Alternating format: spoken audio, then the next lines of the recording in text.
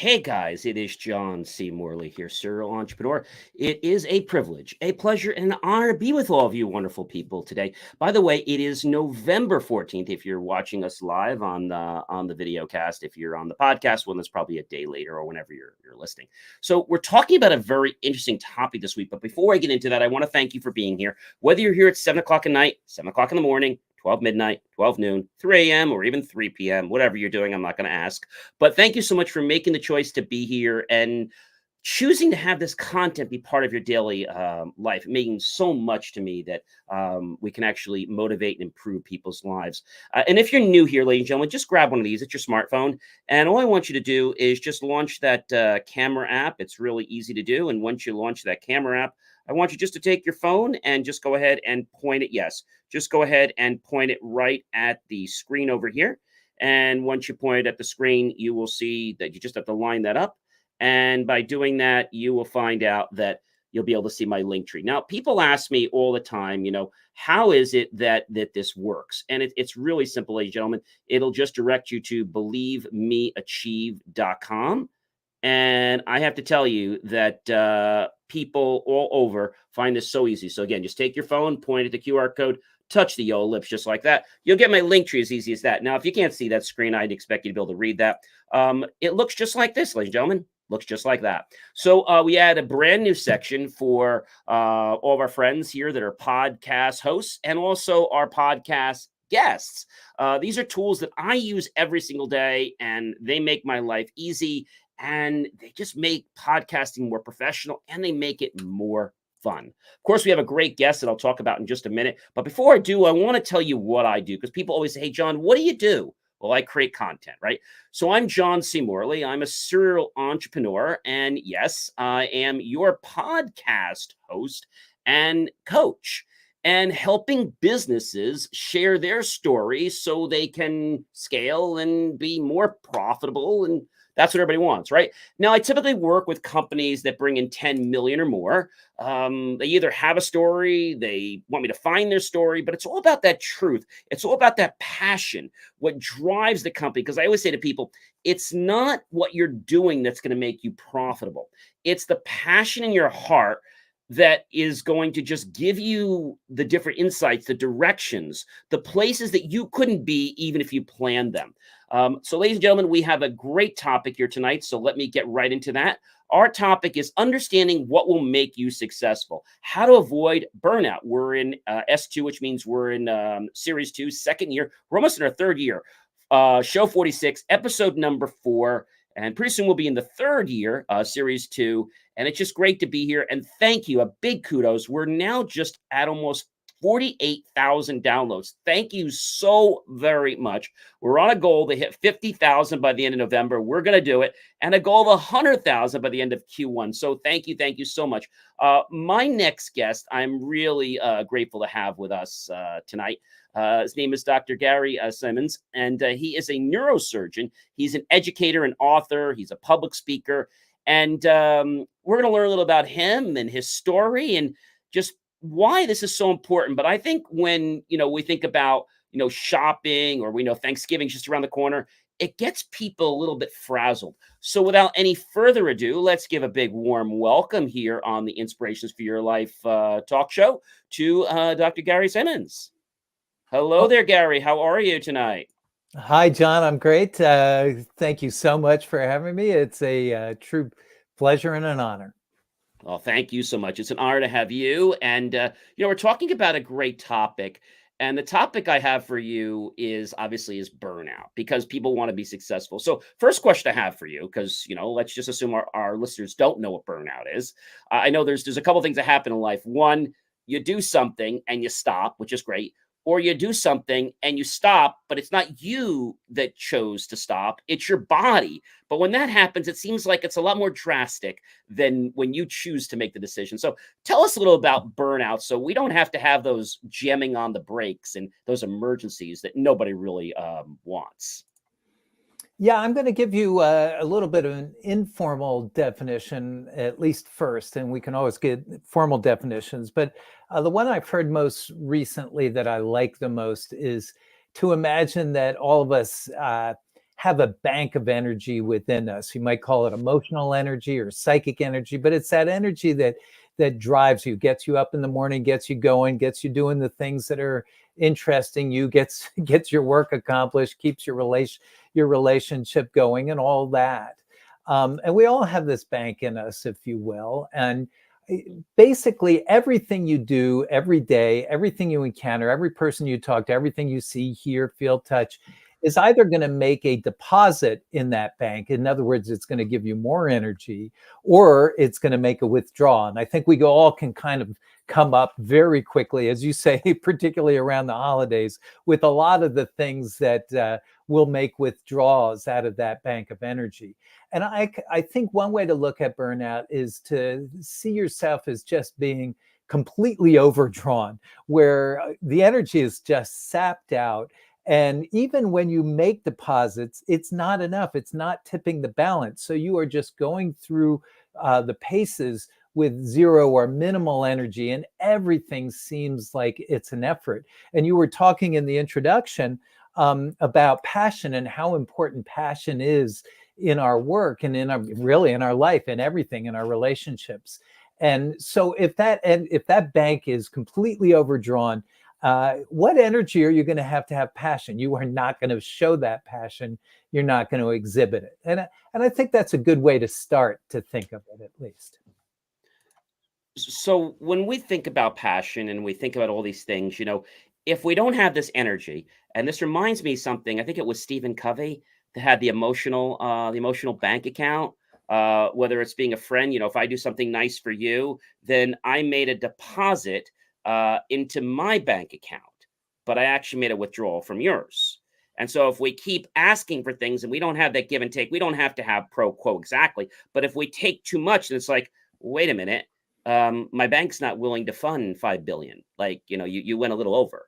So I think when it comes time to the holidays, I know the biggest thing I want to share with is that, ever go on vacation, right? When you go on vacation, the biggest challenge is we go on vacation, we know we're going on vacation, but somehow it's like you have to reserve time, because if you don't, I found this in business, it's like you're running right to the last moment. I don't do that anymore. But I used to many years ago, like I told people, I'm going away. I leave Saturday at 5 p.m. So people are calling you or expecting you to do things, even though they know you're closed. Well, we know you're still around, so I'm sure you guys can still help us on Saturday.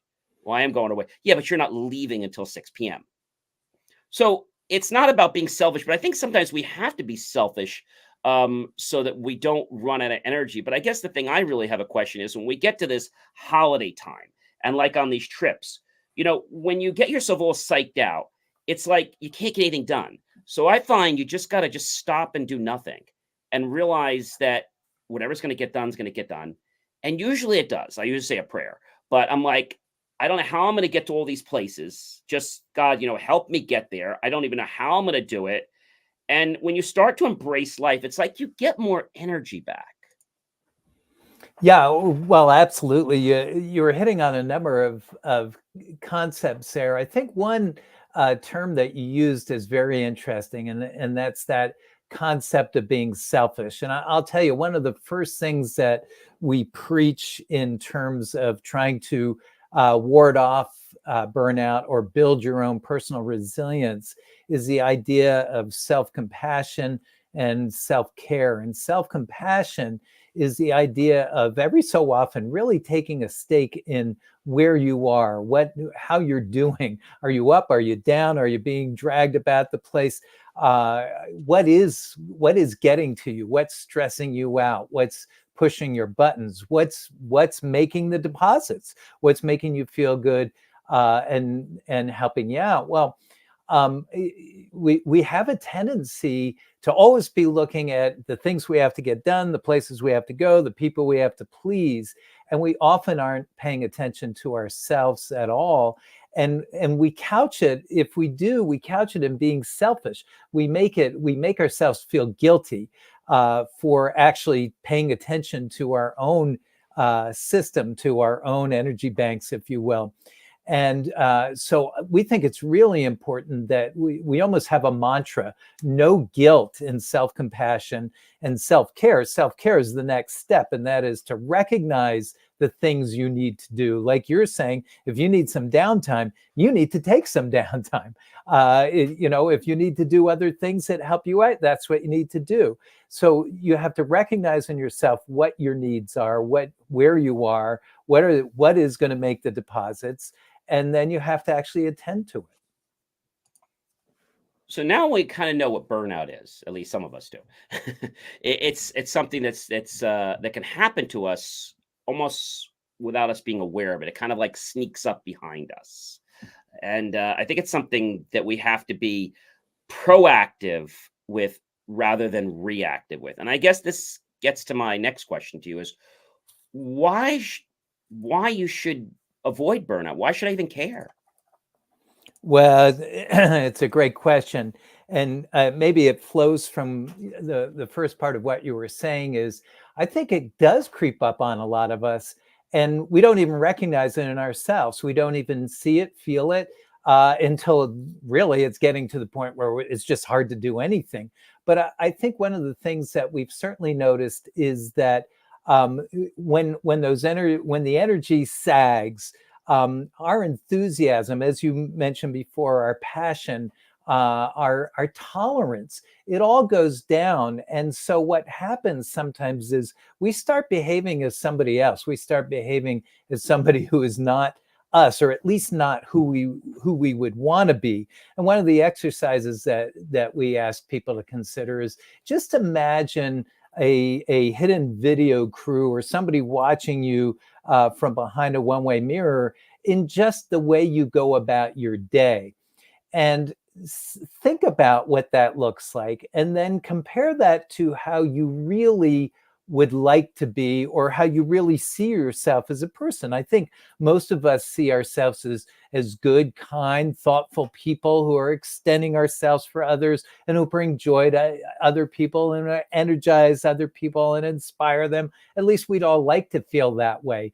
But if we're burnt out or burning out, we're not going to be that same person. And after a while, I think what happens is we start to uncover idiosyncrasies in all our personalities. So we're all going to be a little bit different, but it just becomes that much easier to be snide, to be cynical, to be caustic, to be criticizing. And that acts like a ripple in a pond effect in both your work and also in your home life. And believe me, burnout transmits from work to home life, or vice versa. In other words, if one is going down, the other is going to go down as well after a while.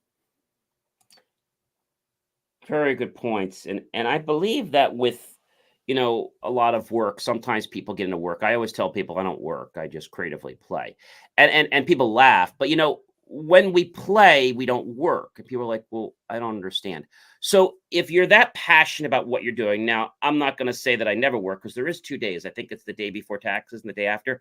Those are work days. Other than that, I don't consider what I do work. I love to come in and creatively play. And I think when we have that kind of an attitude, it really changes our whole outlook. So now we know what burnout is. We know why we should avoid it. It's probably not good for our health, I'm guessing, right? And it's not good for oxygen and all these other things like our immune system and what is it, the dopamine, the serotonin. I'm guessing it's probably going to send those like on fire, like too much of them. And I guess that's probably not good. Yeah, it's important that you mention that, because we could go into a long litany of potentially why burnout is bad for you. In the medical world, for example, it's been shown that a hospital unit that has high burnout rates has higher complication rates, higher death rates, higher lawsuits, and this sort of thing. So our performances actually do really start to lag. But you make a really important point, and that is it is going to change our brain. Our brains are not static things. It's not a whole bunch of wires that are put together in the factory, and that's the way we are. Our brain wiring is changing all the time, and so what our experiences are, and what we do, what we think, what's going on around us, that changes the wiring of our brain. And if it's constantly going in the wrong direction, if it's constantly stress and going downhill, we will sap some of those systems that you were just talking about, reward systems, pleasure systems, and we go more into a sink or swim set of systems where, life just feels dangerous. Life feels like we're going to be roughed up all the time. Life feels like we're having no impact whatsoever. And those parts of our brain actually get magnified. They actually grow, while the more pleasureful, the reward centers and all, they actually shrink. Even our thinking, our processing areas of our brain start to shrink with chronic stress and things like going into a deep burnout, or even going as far as a depression. So yeah, I mean, it is not good for us. And it, as I said before, it acts as a ripple in a pond as well for all who are around us. It's not very fun to be around somebody who is really burned out. The flip side, and you mentioned something that I think is really neat, and we have like 70 or 80 simple exercises that we kind of ask people to at least think or try to see if that can help them build their own resilience. But boy, I'll tell you, one of the things that is one of the best resilience builders is to feel like you have meaning in what you're doing. And it doesn't have to be some grand, earth-changing thing that you do, but it's something that you take pleasure in, something that you feel constructive in, something that you think, makes a small impact somewhere, can give you tons of meaning. And we always say meaning is one of the antidotes to burnout. So, if you can derive that, like you seem to, have that sense that what I'm doing is enjoyable. It feels like play because you feel like you're doing something. You feel like, you're contributing one way or the other. That goes a long way. I think that's amazing because a lot of people, they get stuck in a job or in something they're doing because it's going to make them a lot of money. People say to me, John, what's going to make a lot of money? I said, don't worry about what's going to make a lot of money. Find something that has a demand that you're passionate about, and the money will follow. But another thing you said, which is very important, is that I know we've all had times with this, where a family comes over, we're a little stressed. I mean, that happens. I'm sure it never happens to anybody.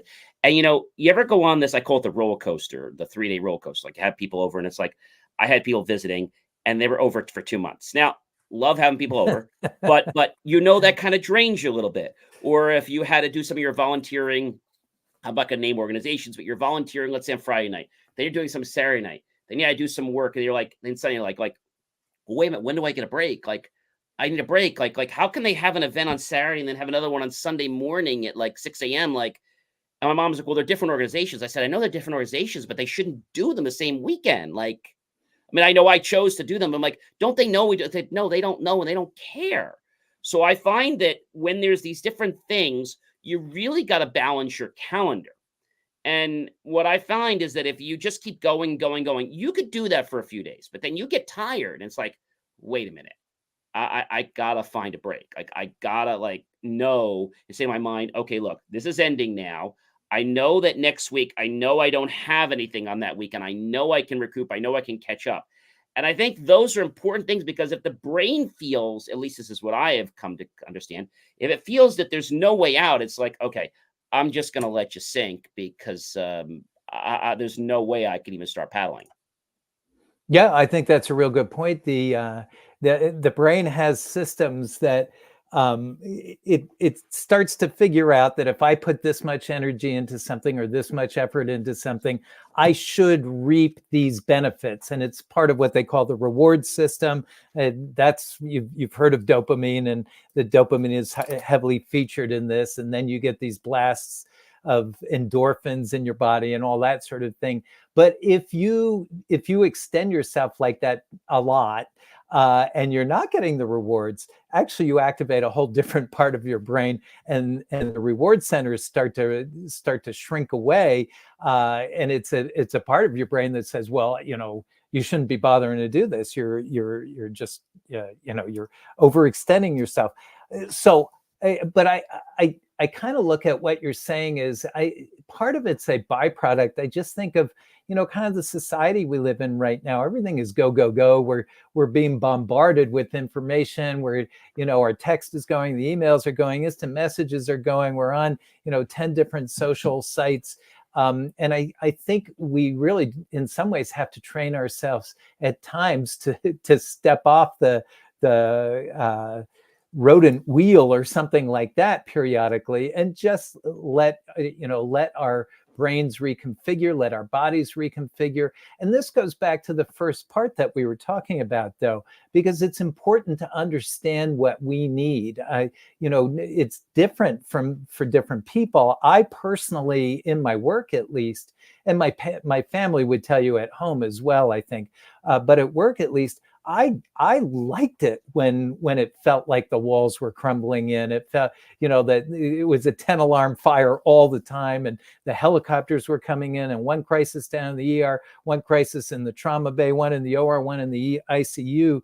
I really flourished under those circumstances. And there are other people who started to crack. There's no superiority one way or the other. It's just, your makeup, what drives you. And, different people are going to need different paces. But I do think we're all subjected to this mile a minute pace in life right now. So even when we go to relax, when we go to give ourselves the very necessary breaks, sometimes we just don't know how to turn it off. And we just go, go, go. And we turn recreation, we turn life at home into just another do or die work scenario. What's the scenario that in New Jersey, I think it's the Department of Motor Vehicles, says, drive safely, be smart, arrive alive. And I think if we can get into a habit, because that's what life is, because, oh, gee, I have to speed, I have to. No, you don't. If you're into a pattern of, oh my gosh, I've got to speed, well, get up earlier, leave earlier, or leave early, arrive alive. Like, why do you have to jam things into 5 minutes? And I know I did this when I was younger. I'm like, why am I doing this? Like, why am I rushing? Like, why can't I just leave early? Like, why? And finally I asked myself, I said, well, I can. So just do it. Because if you can get into that well, I don't want to wait a whole hour. I'd rather be there early than rush, right? There could be an accident. There could be traffic. There could be a detour. It could be anything. And I think a lot of people try to cram too much, the coffee cup, into the envelope. They try to put too much into a space. And then when it doesn't fit in, they get all angry and they just kind of bang at it. And it just becomes even more stressful. So my question to you, so now we know, obviously, what burnout is. We know that we probably should avoid it. My question is this: what are some things we could do? Because as the holidays are coming up, what are some things we can do to avoid burnout? I mean, a lot of people are going to go shopping, and we know Black Friday is coming up very soon after Thanksgiving. Some people are stressed because the Thanksgiving holiday is here and they haven't done anything, or maybe they have to get gifts for the holiday, or maybe it's just the fact of, oh my gosh, family's coming over and the house isn't ready, or I've got to do this, or I've got to do that. Like all these things. And I think they all come from what I want to call presuppositions, or things that, we believe, but our world is not the reality. We make our world from what we perceive it to be. What can you say about that, Gary? Yeah, that was a fantastic point. You stole my thunder. I do think some of the scenarios that you're talking about, I've certainly seen family members running around at the holidays trying to make everything perfect. Why? Why does everything have to be perfect? Well, so and so will be disappointed. So and so will see it as a tragedy. So and so will be angry. And I think this is one of the warning signs of burnout, is that we so often will fall into stories, telling ourselves stories about what other people are thinking, what other people's motivations are, how they're interpreting things. We just make up these stories in our heads as if they are the absolute gospel. And we often then react to the stories rather than react to the actual setting itself. And I'm sure, anybody who's ever been in a relationship knows that sometimes, you'll be with your significant other and they'll frown, and you're there, well, what's going on? And your mind is already going, they're mad at me. They're mad at me because I didn't take my shoes off. They're mad at me because I did this. They're mad at me because the last week I stayed out late. Whatever it is, we tell these stories, and they're often not very kind stories. We tend to, in these scenarios, start assuming the worst, and then we react to the story rather than to what the person is actually thinking or believing at the time. And I think that goes for all the stuff that we're talking about with the holidays as well. How can we change that? Well, the first thing we can do is just tell ourselves, stop with the story, think up a better story, think up a happier story if you need to, or better yet, just try to shut the story off. If it really matters to us, if there's somebody with us that we really care about and they do something and we really don't understand it, we don't get it, and it's getting us upset, well, then we should probably ask. Just come out and ask and say, why did you say that? Or why did you do that? I'm trying to understand better, rather than just assume this terrible story that you make up for them. So I think that's a wonderful point. So stories are something that can help us, but they also are what lead us to our new perceived reality. Like Right. we become today from what we thought yesterday. We'll become tomorrow by what we're thinking today. And I think a lot of people, I always use the analogy, that if you think about a lion being in your living room, well, the good thing is that it doesn't just happen like that, because we don't want a lion. I mean, I've thought of having a lion in my living room just as a, and it doesn't appear, thankfully, because I only put it on quickly and I didn't give a lot of attention to it. But if I kept focusing on it, I probably would somehow attract a lion in my living room, but I know it's a silly example, but I think people do this and they don't realize it. So one thing you mentioned is the stories, right? What else can we do to, let's say, put ourselves in charge? Because I think what happens is, you made a very good point. We get on a merry-go-round or a type of ride. How do we get off? Hey, I need to get off the merry-go-round. Like, how do I get off? Like, I just want to get through the holidays, and then I just want to get off. Or they're like, I want to crash, or I want to go to bed for a couple of days. I've done it myself, or I've been on a run for several days. I don't mean a run. I mean, I've been going. I'm like, I just got to chill. Like, I just got to just chill on Saturday. Like, what happened? You wrong? No, I'm fine. I just want to chill. I had a long, I said, yeah, this is my catch-up time. Oh, and I think sometimes it's okay to do that, but because I've learned that as I said to you, if we don't take that break when the body's saying, hey, John, got to take that break, I'm going to give you a break, whether you want one or not. So you better take one before I give you one. And the one I give you, you're not going to like. So I think that's me. But what else can people do, Gary, to, let's say, get them out of the trap of, because people are their own worst enemies, unfortunately, I'm nice to say. How do we get ourselves out of the trap of burnout? Because I just see that this happens, whether you're a student, whether you're shopping. I mean, how do we get out of this burnout mindset? Yeah, I think, a couple of scenarios there that you were talking about. We can have several different suggestions. I'll throw out a couple. Let's say you are out shopping and everything is crazy, and it just, everything seems like a source of annoyance and everybody feels rude and all that sort of thing. Well, one thing is what we call a 90-10 rule, and that is, go ahead and grant yourself that 90% of all the irritation out there is due to them. We'll just call it them, everybody else, all those jerks, all those people, all those rude people, all those nasty people, 90%. But is there something about the scenario that you could control to make more positive? Hey, it's the season of, giving and kindness. Hold the door open for somebody and just feel, the positive vibes of actually doing something nice for somebody in the holidays. See a old person struggling with packages, help them carry it. Take a small piece out of that morass and inject a little positivity into it yourself. And I think that will carry a lot of positive vibes, positive waves for you. And anytime you do an act of kindness, an unsolicited act of kindness for somebody else, it's not only a plus for them, it's a plus for you.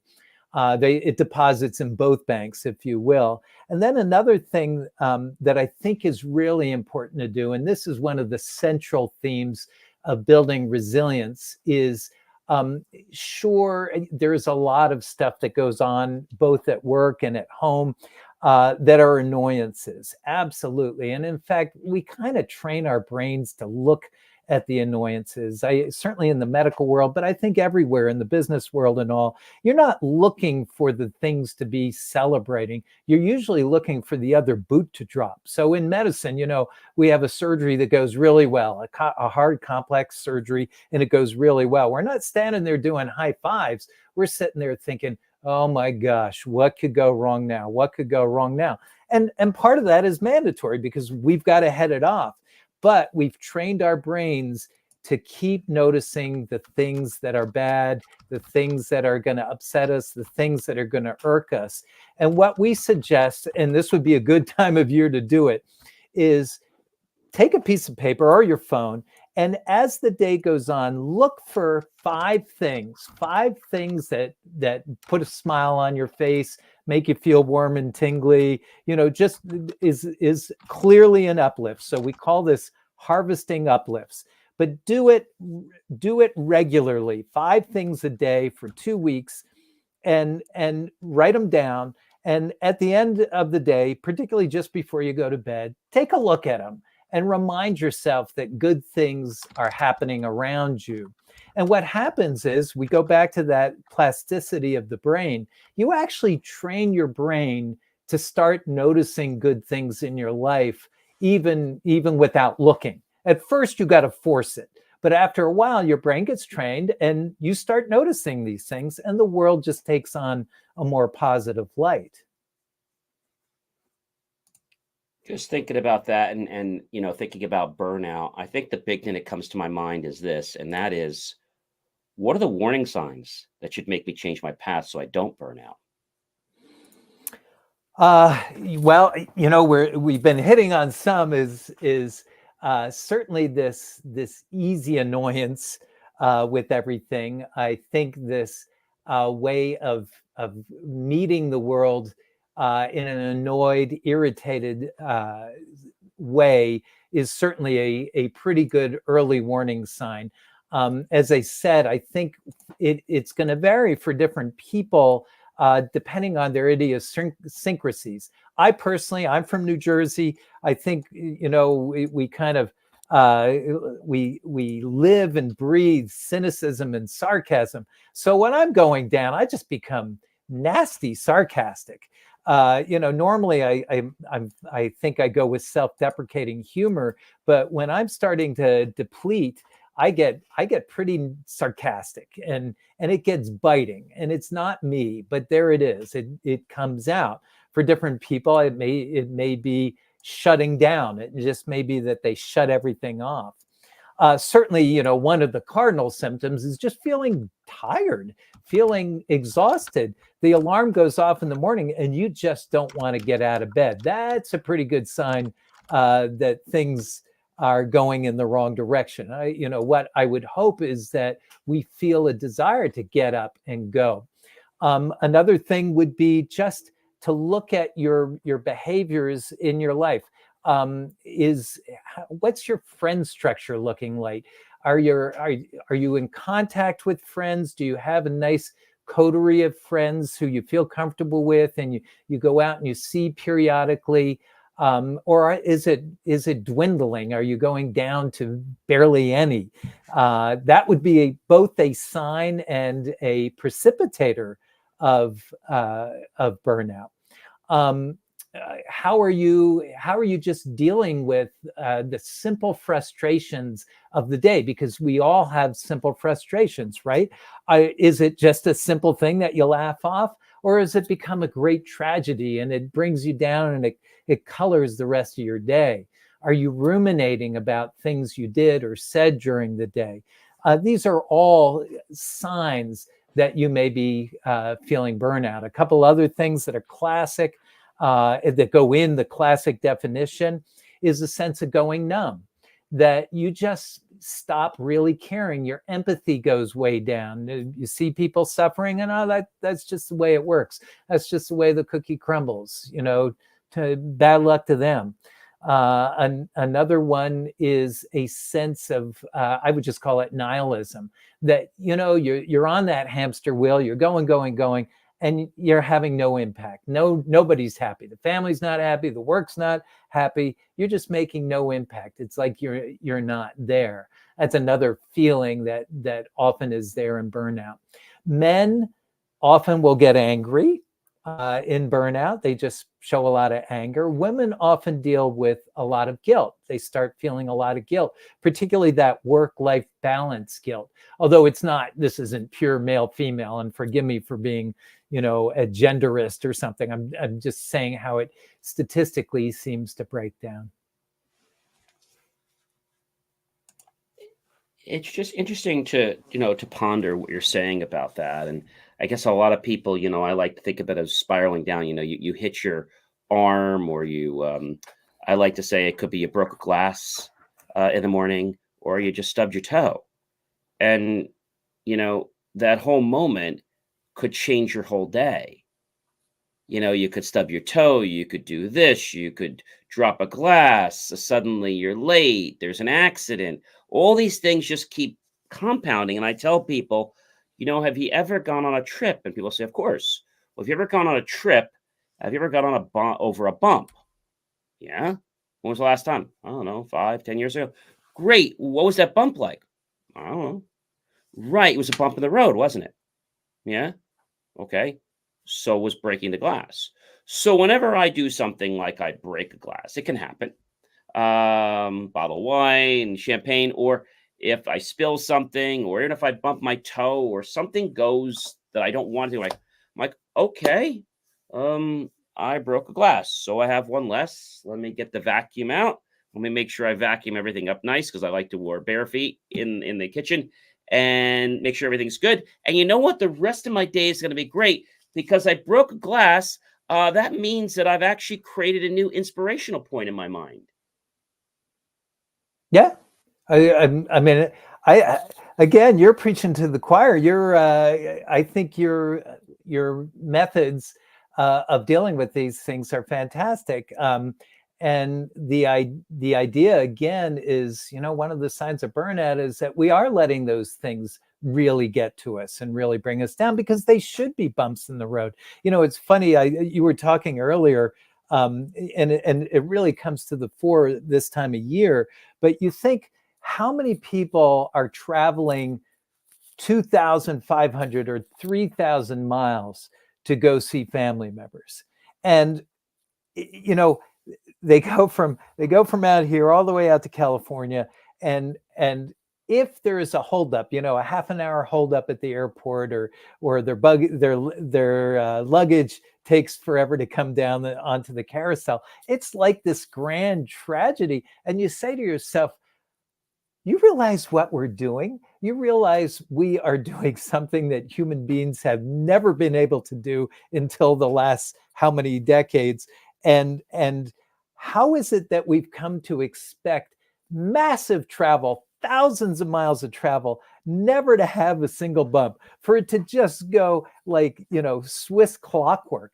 And I think, again, we allow ourselves to focus on the negative on this, rather than celebrate the fact that, oh my God, this morning I was in Newark, and now I'm in LA, and it's still sunny out, and I can go walk on the Pacific beach. Yeah, there was some holdups. Yeah, there were a couple of rude people. Yeah, the person in the seat in front of me reclined the whole flight. But what the heck? I am in California. I think it's, like I said, it's that, like that old movie they always said, I think it was Disney, where you have to look at the silver lining in every thread. And do we look at the glass half full, or do we look at it half empty? And I know we've heard that many times, but it really is the truth. And I think if we can just change our perspective, which I'm not saying is easy for everybody, especially if you've been going downhill, you've really got to work at it. Just like if you've never lost weight before, You got to work at it. You got to build a habit, like you said, to get your brain into different patterns. Our brain loves patterns, and 90% of our life runs autonomously. And we don't know why it runs that way, but it's because of us and other people when we were younger that installed those programs inside us. And no one ever bothers to want to change that language. Like, oh, it's just there. I can't change it. But you can change it. It's just you have to put some effort into it. So, as we think about burnout and we think about shopping and we think about lots of frustrations, is there any advice you can give our viewers tonight and listeners that are tuning in to, what is it that people should do when they're getting burnout from others? Is there something that we can do that is going to, we talked about being selfish, but to put ourselves in a light that's not going to make us look like a jerk, but something that's going to protect us in a way? Because a lot of times, oh, it's somebody else. Thank you so much for the thumbs. I really appreciate that, Daniel. So what can we do that, will let the other person know that, hey, I don't want to be a part of this? What can we do in our own self-respect? Because a lot of times people say, it's their fault. And I hear that it's their fault. I mean, ultimately, it's your fault. But when we blame it on somebody else, how can we get out of that mindset? Yeah, again, I would go back to that 90-10 rule. It's okay. You can say, okay, they are hard to be around. They are difficult.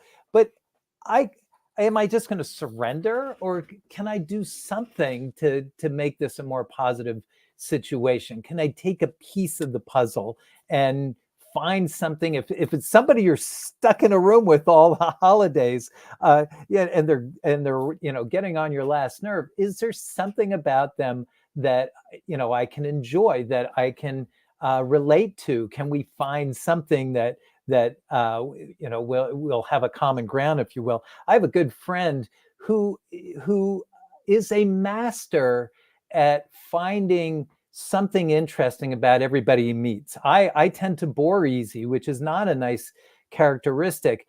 And my friend, he just has this knack for somebody I would just assume, just right off the bat, I'm going to judge them and see them as being boring. And he'll find, something very interesting about their past or what they do for a job, and really start digging into it. And when you take an interest in somebody else, they take a shine. They like to tell you about things that they're proud of. So yeah, I think the 90-10 rule is good.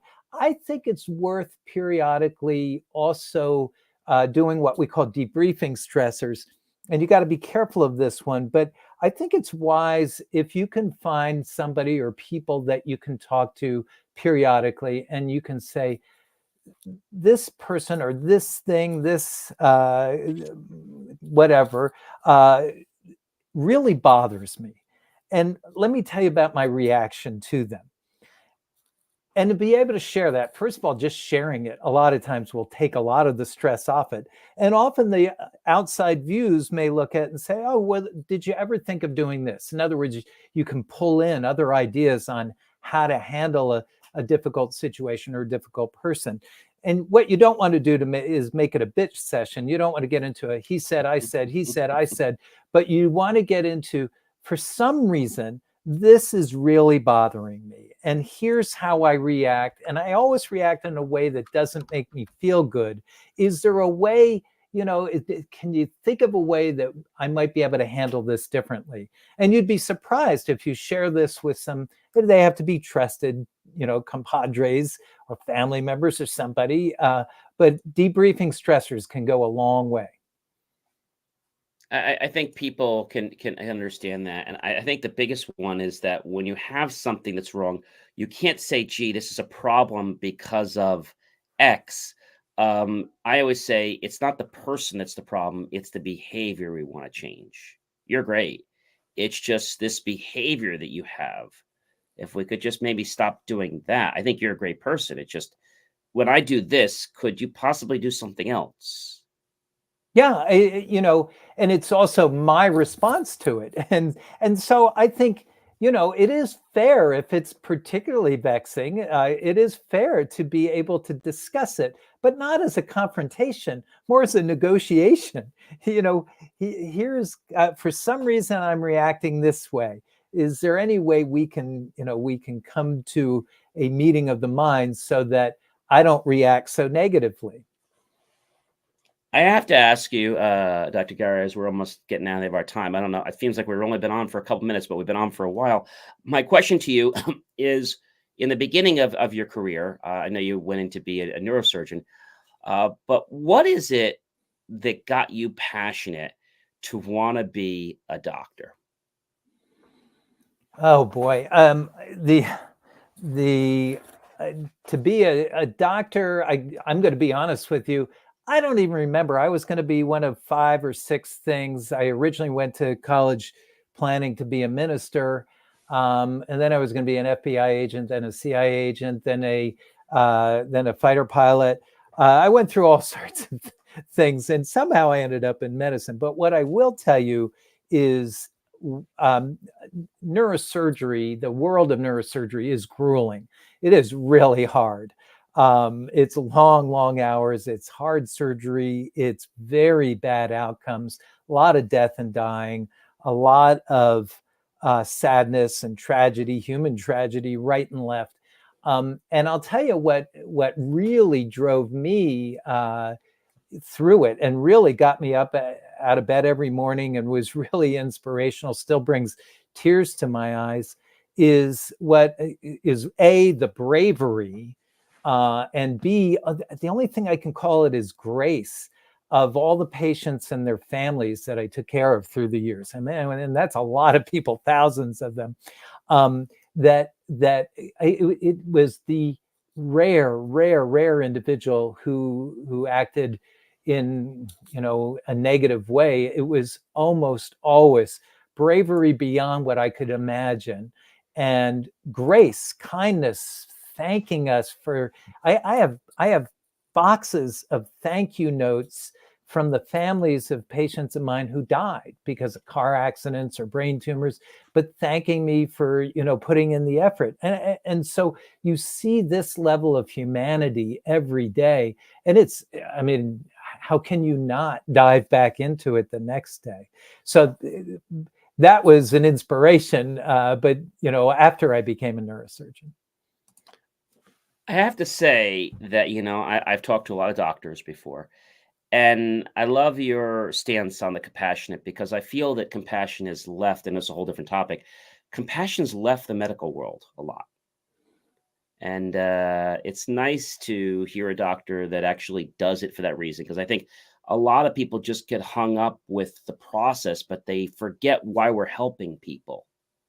Well, John, it just goes back to our conversation. We would argue that, and if you look at the data, I mean, the statistics are that something like anywhere from 50 to 70% of physicians are sustaining some level of burnout. And I think it's that component of burnout of going numb. They're no longer feeling the empathy. It's just not having that impact. And if you can let that in, if you can feel it, and like I said, I mean, it just felt so easy, at least with my world, because it was so dire. And I often pictured myself in similar situations. I thought I'd be screaming and picking up chairs and smashing windows, and these people were so full of just superhuman grace. So I think if you can, if you're burned out, it becomes so hard to notice those things. All you're noticing is, God, I'm going to be here for another 12 hours, and I just got to keep going. Well, I got to tell you, I have really enjoyed learning from you, and also this whole thing about, burnout, the fact that it's real. But we can actually, from what you've taught us tonight, we can actually not have to worry about being fearful with it. We can take some action. And you've given us some great tools to, not have to worry about it, because I think the worrying just makes it a lot more terrible. And like you said, we lose control. So I think we all need to have control. And when we lose control, we tend to get stressed. So I want to thank you very much for taking the time to coming on the IFYL show with us tonight. It has been really a privilege, a pleasure, an honor to have you on the show and to, hear your story, your testaments, and to just share with us all this great knowledge about sometimes things that we miss. And of course, if you do want to reach out to Dr. Gary Simonds, you can reach him at GarySimonds.com. Is there anything else you'd like to tell our viewers before we say goodbye tonight? Yeah, and I first of all, just thank you so very much just for the opportunity. I think it's a really important message. I do think you made a really salient point here, and that is we don't want to go around fearing burnout. We don't want to have burnout paranoia. What we want to do is work on our wellness, work on our resilience, and we don't have to worry about burnout. So we don't want to sit there and just fret about it all the time. But you made another critical point, and that is it doesn't necessarily come naturally, the resilience, because the world is going spinning a mile a minute for us all the time. So it does take upfront energy and reminders. So when you find things that make those deposits in your bank, if you will, it's important to kind of remind yourself, maybe put Post-it notes up on the mirror or have alerts on your phone to periodically do the things that bring that energy to you, make you feel more involved, more into it. All right. Well, thank you very much, Dr. Gary. Like I said, it was a privilege and a pleasure. He's also written some books, so we'll probably have him back on some other topics. It's always good to have a good, friendly neurosurgeon that we can always consult and bring on the air, because I'm sure there's lots of topics that I think we want to talk about that have to do with our minds and our bodies, and I think you're a great resource for that. So thank you so much for taking the time to come on our show and to share this with all my wonderful viewers and listeners. I do appreciate that. And of course, ladies and gentlemen, know we have some great guests coming up at the end of this week, but we have more to talk about when we think about what will make you successful. And there's still a lot we got to talk about. This is just day 4. We still have 5, 6, and 7. So don't go anywhere. And remember, you might want to watch the show a few times because there's a lot of nuggets in here. I don't know about you, but I missed a lot of them. So I might have to watch this a few times so I can go back and relearn, because our brain, I'm sure you can attest to this, doesn't actually remember things the first time we hear them or do them. We have to keep doing things. And then the brain's like, oh, wait a minute. That's what you meant by that. Or, oh, that page just appeared. All right, guys, we could talk all night. I really enjoyed having you on the show, and hopefully we'll have you again real soon. But again, I wish you guys well. And remember, burnout doesn't have to be a reality if you can take the choice right now to be proactive. We'll see you on the next Inspirations for Your Life show, everyone. Take care.